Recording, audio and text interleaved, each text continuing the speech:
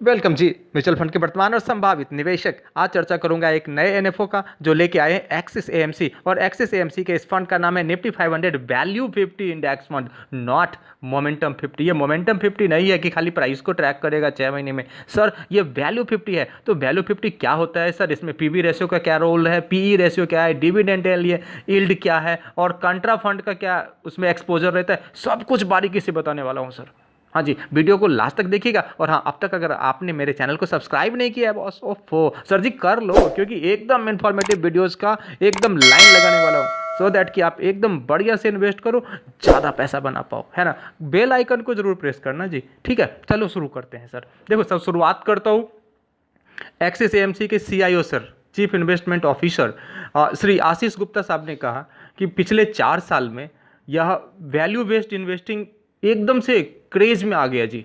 कैसे? क्योंकि 4 साल पहले देखते थे मात्र 300 करोड़ का इसका साइज था और आज के डेट में पूरे 30,000 करोड़ का इसका पोर्टफोलियो बन गया जी। इसलिए वैल्यू फंड, और जब मार्केट कंसोलिडेंट होगा तो लोगों को वैल्यू स्टॉक्स ही याद आएंगे। नाउ आखिरकार ये वैल्यू स्टॉक्स होते क्या है जी? मोमेंटम से क्या फ़र्क है इसमें? इतना डीप में नहीं सर, केवल मुद्दे की बात आपको बताऊंगा जिससे कि फटाक से आप सारी बातों को समझ जाएंगे। सर बेसिकली वैल्यू स्टॉक्स उन स्टॉक्स को कहते हैं जिसका PE ratio, price earning ratio, एक एक करके अभी एकदम आसान भाषा में बोलने वाला हूँ सर।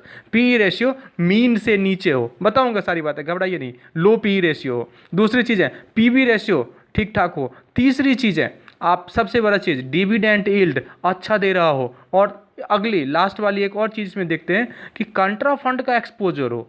कंट्रा फंड मतलब कंट्रेरियन थॉट। मैं इन 3-4 चीज़ों को मैं पहले एकदम आसान भाषा में डिकोड करता हूँ ताकि आपको पता लगे कि आखिरकार वो कंपनी कौन सी है, ताकि आप कल को डायरेक्ट मार्केट में भी जाओ तो आप इसको देख लेना। पी रेशियो सर जी, पहले शुरुआत करता हूँ पी रेशियो। आखिरकार पी रेशियो होता क्या है स्टॉक मार्केट में? सर बेसिकली क्या होता है, प्राइस अर्निंग रेशियो। इसका मतलब ये होता है कि मैं कितना रुपए कमाने के लिए कितना रुपए लगाऊंगा। इसी रेशियो को प्राइस अर्निंग रेशियो कहते हैं कि मैं कितना रुपए कमाने के लिए कितना रुपए लगाऊंगा। That is called P ratio. किसी भी कंपनी में का स्टॉक खरीदते समय लोग जब इसको देखते बोलते पी रेशियो। सपोज करिए अगर आपने 1 रुपया कमाने के लिए 10 रुपये लगाया तो पी रेशियो कितना बना जी? 10। अगर आपने 1 रुपया कमाने के लिए 30 रुपया लगाया, पी रेशियो कितना हो गया? 30, है ना। तो ये हो गया सर पी रेशियो की परिभाषा। अब हिस्टोरिकली निफ्टी में क्या होता है सर? निफ्टी का जो यूनिवर्स है, क्योंकि निफ्टी के 500 में से भी ही ये 50 स्टॉक उठाने वाले हैं सर, करेक्ट। तो निफ्टी का हिस्टोरिकली क्या है कि मिनिमम इसका 10 है और ऊपर का 30 है P ratio till now. Historically शुरू से लेके अब तक कितना?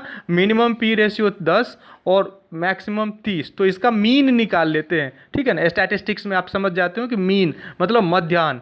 अब उसके नीचे अगर पी रेशियो है तो उसको लो पी रेशियो कहते हैं, जो कि बढ़िया है ना। अगर मान लो किसी का 15 पी है, इट मीन्स कि 1 रुपये कमाने के लिए 15 रुपये लगाना है, तो ये अच्छा है बनस्पत की। अगर पी रेशियो 30 है मतलब 1 रुपये कमाने के लिए 30 रुपये लगाना पड़ेगा।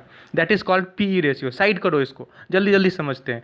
अगला इंपॉर्टेंट चीज़ आपको बताता हूँ सर, एक कंट्रेरियन थॉट प्रोसेस होता है। कंट्रेरियन थॉट प्रोसेस और डिविडेंड पीवी रेशियो दोनों का जरा मिक्सिंग है सर। अब कंट्रेरियन थॉट प्रोसेस से बनता है कंट्रा फंड। कंट्रेरियन थॉट प्रोसेस क्या है सर? बताता हूँ, एग्जांपल से समझो। जैसे कि एकदम से अभी हाई, पूरा लोगों में हाइप है कि डिजिटल कंपनियों में पैसा लगाओ, इलेक्ट्रिक व्हीकल कंपनियों में पैसा लगाओ, जो कि ग्रीन हाइड्रोजन बनाती है उन कंपनियों में पैसा लगाओ। ये एक नया थॉट है ना।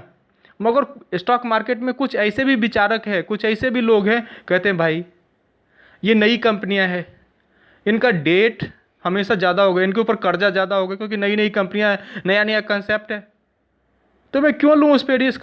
ऑलरेडी ये कर्ज इतना लेके बैठे होंगे बाजार से, इलेक्ट्रिक व्हीकल वाले या फिर ग्रीन एनर्जी वाले या फिर ग्रीन हाइड्रोजन वाले, है कि नहीं। तो कंट्रेरियन थॉट ये बोलता है कि भाई मैं इलेक्ट्रिक व्हीकल से बढ़िया है उन कंपनियों में लगाने से बढ़िया मैं बजाज कंपनी में के स्टॉक में ही लगा दूंगा, मैं हीरो होंडा के ही में ये स्टॉक में लगा दूंगा। कम से कम इसके पास इस कर्ज फ्री तो है ये कंपनी, कर्ज मुक्त तो है ये कंपनी, है कि नहीं। तो यही है PV ratio, price to book ratio. अगर ये 1 से नीचे है तो अंडर वैल्यूड है, 1 के ऊपर है तो ओवर वैल्यूड है ना।